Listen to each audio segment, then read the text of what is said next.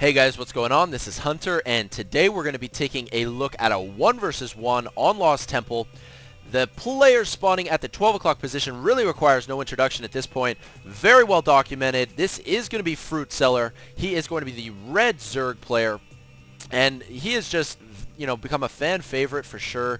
Such a strong Zerg player from the Korean servers. Really looking forward to see his play today. His opponent, certainly the lesser known of the two, it's going to be Jang Min Chul, also obviously Korean player. He is going to be the blue Protoss here. Now, even though, there isn't quite as much publicity on this Jang Min Chul player, one really crazy fact is that this player here has more points on the ladder than anyone in the world. Doesn't matter what server you're playing on, Jang Min Chul trumps them all at this point in time with over 2,300 points on the ladder, whereas Fruit Seller has just over 1,800. Nonetheless, this should be a really great TVP on Lost Temple, so I am looking forward to casting this game. One quick note before we get too deep into the commentary is that this is a pre-patch 1.1 replay. Not to say that that is going to come into play hugely in this game, because many of the changes from patch 1.1 affected Terran.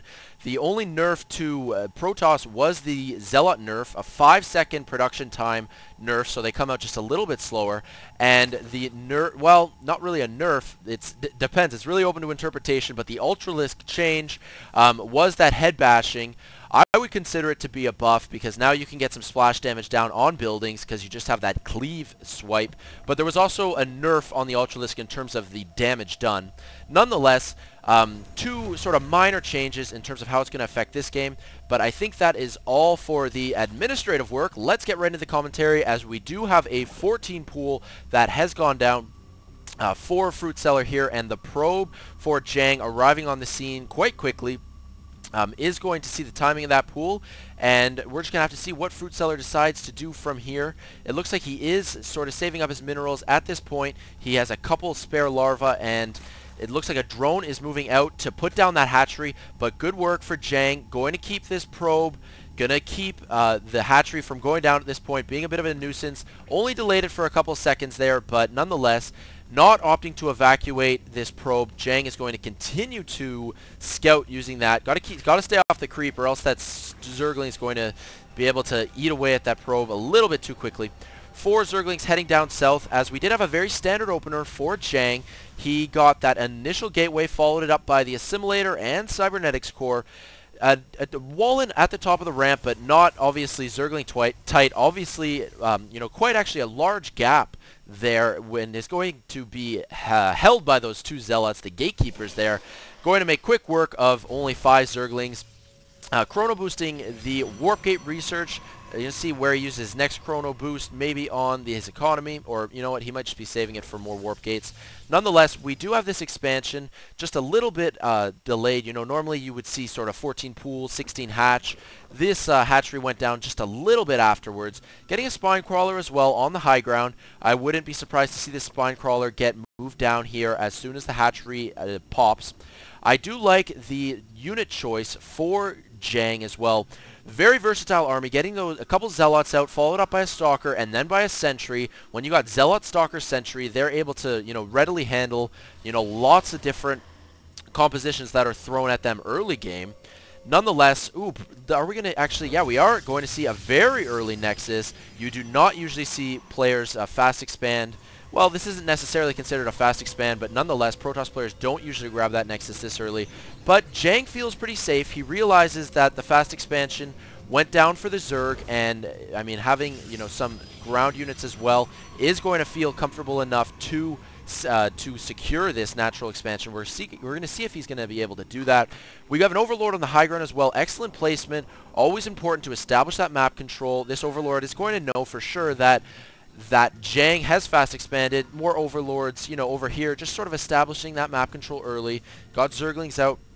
I'm going to be patrolling, making sure that nothing funny is going on.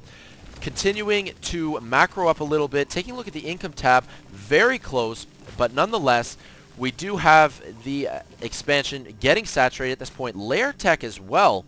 And I'm wondering what kind of lair tech that Fruit Seller is going to go for. He has not yet gone for the extractors at his natural expansion. So we're just going to have to keep an eye on that. All at the same time, we do have Hallucination being researched. Check that on the production tab. And this probe is going to get smoked by this Spinecrawler, as Spinecrawlers have no problem two-shotting probes like that. Now we've got 2 extractors going down. And we are, once again, just going to wait on this Lair Tech. So going to Maynard probes over to his natural soon enough, I would expect. And 2 more gateways going to be turned into warp gates right now. Or any second when he gets on it. So kind of a, low-key opener, but nonetheless, I would expect this game to heat up in just a moment. We do have a Spire, so nice follow-up. I mean, I always like Mutalisk play on this map. Nonetheless, we are going to be taking a look at this Hallucinated Phoenix. I really like the Phoenix as a scout, the Hallucinated Phoenix that is, because this probe was taken out on his way in. Jangmin Chul has opted to, use that hallucination for scouting abilities.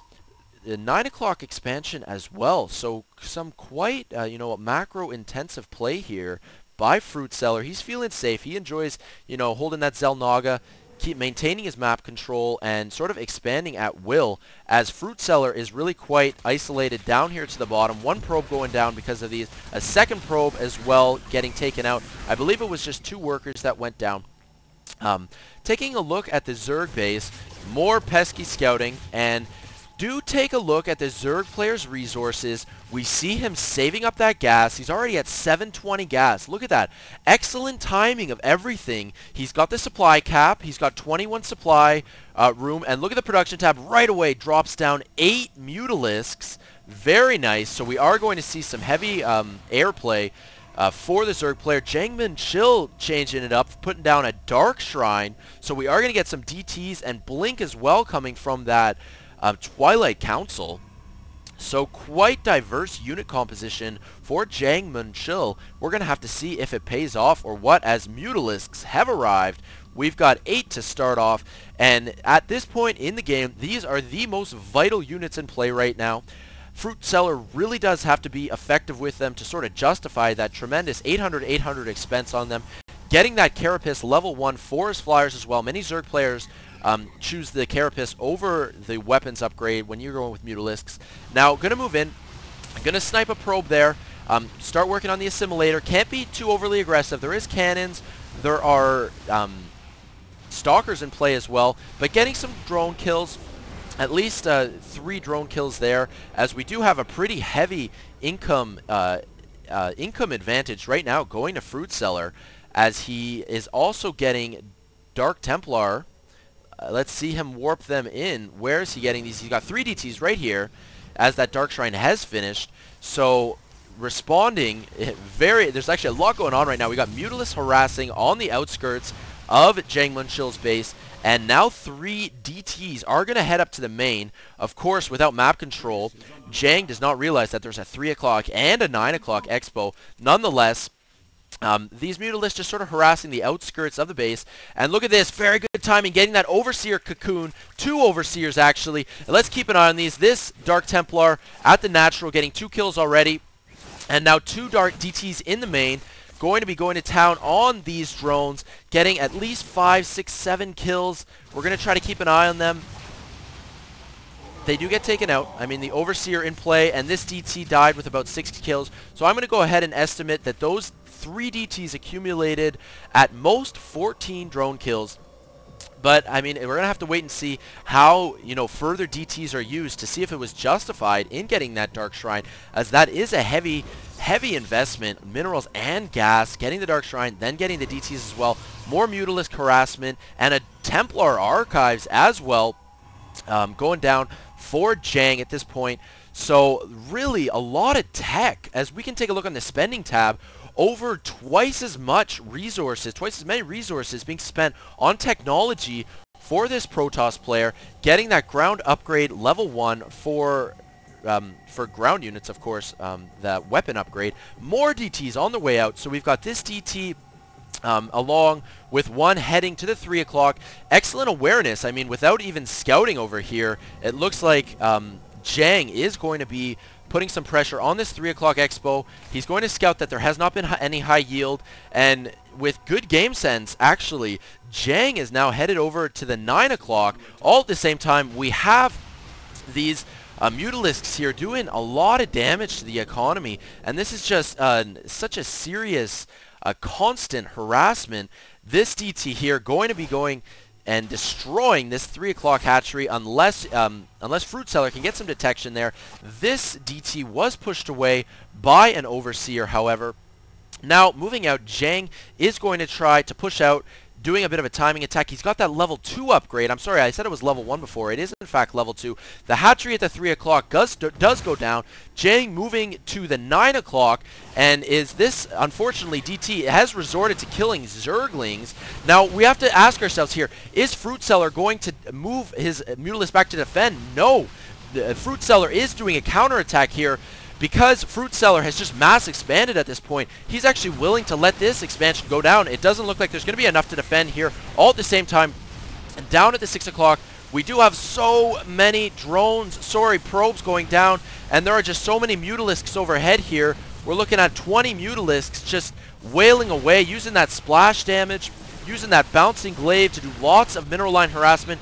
We see about an 18 worker discrepancy here, moving some Zerglings into position as well. And after taking out that 9 o'clock, we have the Stalkers that are probably going to blink up, I would expect. Yep, we do have blinked in Stalkers going to try to defend against this many Mutalisks, but constantly reinforcing, building more Mutalisks for Fruit Seller, doing a lot of splash damage. No Guardian Shield either. Guardian Shield pretty vital to reduce that bouncing glaive, but these Mutalisks just doing so much to these Stalkers. I'm not sure what Jang is going to be able to do at this point, as he is just struggling to get back with more sentries and just trying to reinforce. Finally getting some High Templars out after that Psionic Storm was researched. One Storm, though, is just not going to be enough here. I'm not sure what Jang is going to be able to do, losing so many workers down to 14 workers. I believe that that is going to be all she wrote for Jang Min-chul. We have to think, though, like, what could Jang have done differently? I mean, again, look at that spending tab. 4,300 resources spent on technology compared to 1,800 for the Zerg player. So just spreading himself a little bit too thin, getting that Dark Shrine, getting that Templar Archives. I mean, that's another 200 there, 200 on the Psionic Storm. And what did we see? One Psionic Storm come into play? Think of how many Stalkers that could have been. Stalkers, sentries, and, you know, just defensive units to fend off these Mutalisks. So excellent play by Fruit Seller, able to take out the more highly ranked Jang Min-chul. I really enjoyed that cast, very action-packed. I hope you guys enjoyed that Korean replay, and I mean, look forward to more, okay? This is Hunter StarCraft here saying peace out.